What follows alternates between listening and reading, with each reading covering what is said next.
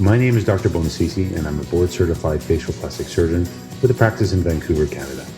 I've been specializing in cosmetic rhinoplasty for almost 20 years, and I'm here to answer your questions about this very interesting procedure. Happy patients are educated patients, and that's why every question is a good one.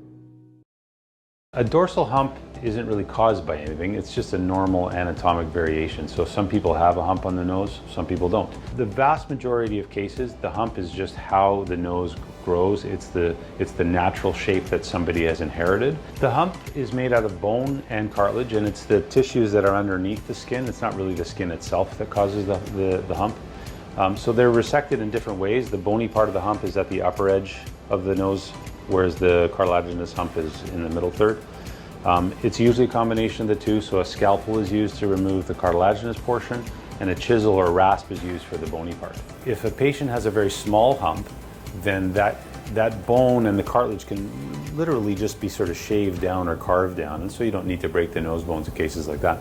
But I think in majority of situations, though, the humps are big enough. I mean, if they're coming to see a surgeon to have a rhinoplasty, usually the hump is big enough that needs to be removed. And so if you think about removing a piece of bone, you really have to sort of cut through that. So the term breaking, I prefer to use cutting. I think that the hump is cut, and then when the hump is cut, you do have to take the sides of the nose and move them in a little bit so that you don't have an open part of the bridge. So remember, the nose is hollow. So if you have a hump coming up to an apex, you take the apex off, you're looking right down into the nose. So that opening needs to be closed by cutting the nose bones on the sides and moving them together.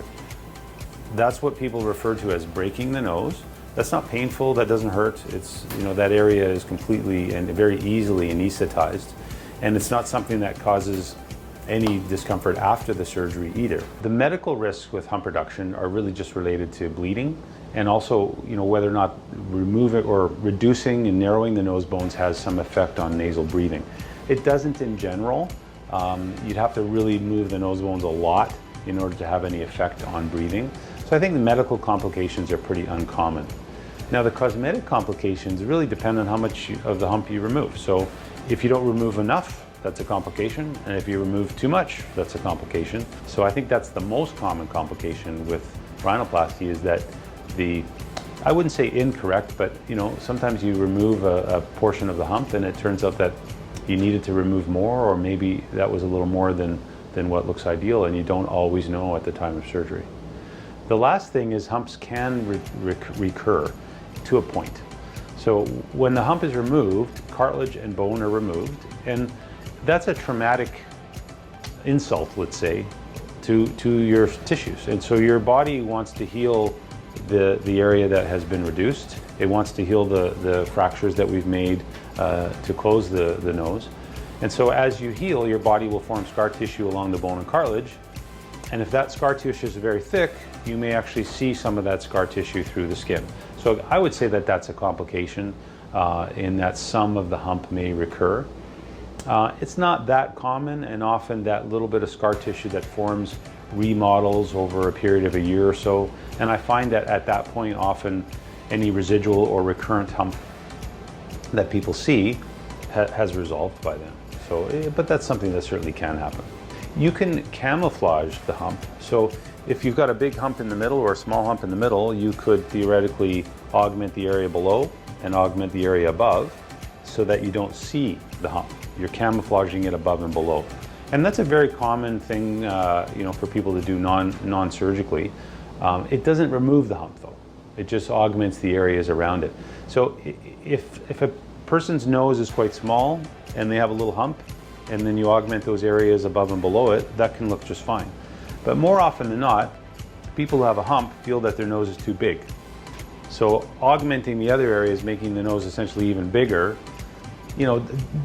probably isn't aesthetically ideal. And what I generally recommend is for people to come in and have a computer imaging session so that I can show them what it will look like if they augment with filler versus what it would look like if they reduce the hump surgically.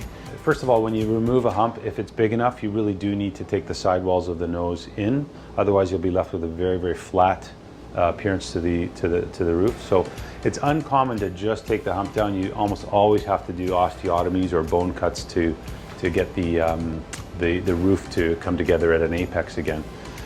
It happens that some cases that's all that's there is just a large hump, but more often than not the tip has a position that isn't ideal either, and most commonly the tip also tilts downward and making the nose look quite long. And I think taking the hump down can sometimes exacerbate that excessive length, and so tilting the nose up a little bit in the appropriate situation makes the nose look a little shorter and often a bit more refined in shape. And so I would say that on average, most people have something that needs to be modified with the nasal tip in addition to reducing the hump. I think there's no question computer imaging is absolutely essential when doing rhinoplasty. Whether you're doing a surgical rhinoplasty or even doing a non-surgical rhinoplasty, you need to know what to expect for the appearance of your nose on several views before you decide on that. So I think a good computer imaging session done with an experienced rhinoplasty surgeon is absolutely critical. Thanks for listening, and check back regularly for new questions and my honest answers about rhinoplasty.